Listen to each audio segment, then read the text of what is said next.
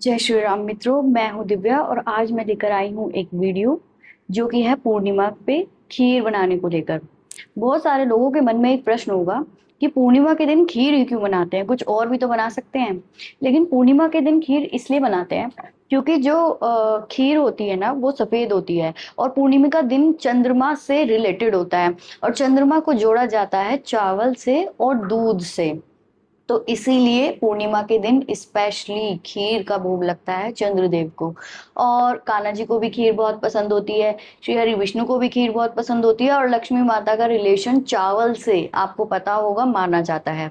तो इसीलिए खीर विष्णु जी और लक्ष्मी जी को भी भोग लगता है और खीर का चंद्रमा को भी भोग लगता है। इसीलिए स्पेशली इस दिन खीर बनाई जाती है। खीर का संबंध चंद्रमा से भी है, खीर का संबंध शुक्र से भी है। उसमें जो चावल है वो शुक्र है, उसमें जो दूध है वो चंद्रमा है और उसमें जो मीठा है वो भी शुक्र है।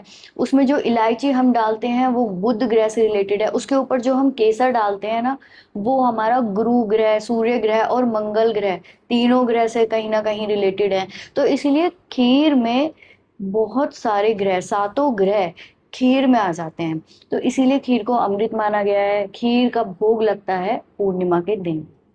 और ऐसी पारंपरिक परंपरा भी रही है कि खीर बना के पूर्णिमा के दिन चंद्रमा की रोशनी में रखा जाता है क्योंकि इस दिन चंद्रमा अपनी 16 कलाओं में होता है और उससे जो शीतल किरणें निकलती हैं, उससे जो रेज निकलती हैं, उसके अंदर हीलिंग पावर्स होती हैं। तो जब हम उन किरणों, जब वो खीर हम रखते हैं और चंद्रमा की किरणें उसमें पड़ती हैं, वो खीर में वो एब्जॉर्ब हो जाती है, तब क्या होता है वो खीर एकदम अमृत बन जाती है। तो उसे खाने से हमारा मन शीतल होता है, हमारे हार्मोन बैलेंस होते हैं और हमारे सारे ग्रह शांत होते हैं।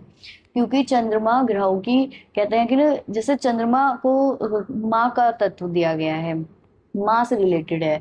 और जैसे हर ग्रह, चाहे शनि ग्रह क्यों ना हो, शनि देवी क्यों ना हो, वो भी अपनी माँ के पास जाके शांत हो जाते थे। तो इसी तरीके से खीर का भोग लगता है। और क्योंकि 9 के 9 ग्रह हमारे अंदर भी हैं और हमारे बाहर भी हैं, तो जब हम उस अमृत खीर का भोग को हम भी ग्रहण करते हैं ना, तो हमारे अंदर के जो 9 ग्रह हैं वो शांत होते हैं।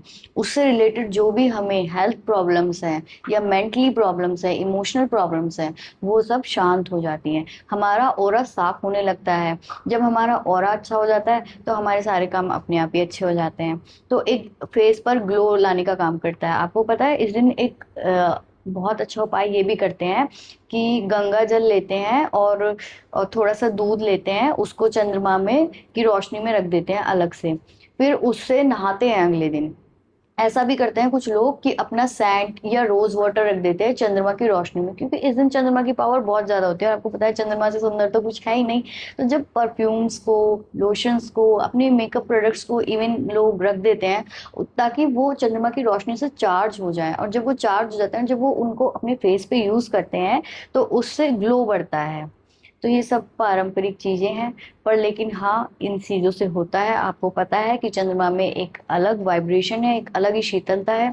अगर आप ये सब नहीं भी करना चाहते तो एटलीस्ट आप अगर पूर्णिमा के दिन 2 मिनट 5 मिनट का मेडिटेशन करेंगे या त्राटक करेंगे, चंद्र त्राटक, तो उससे आपको बहुत रिलीफ मिलेगा।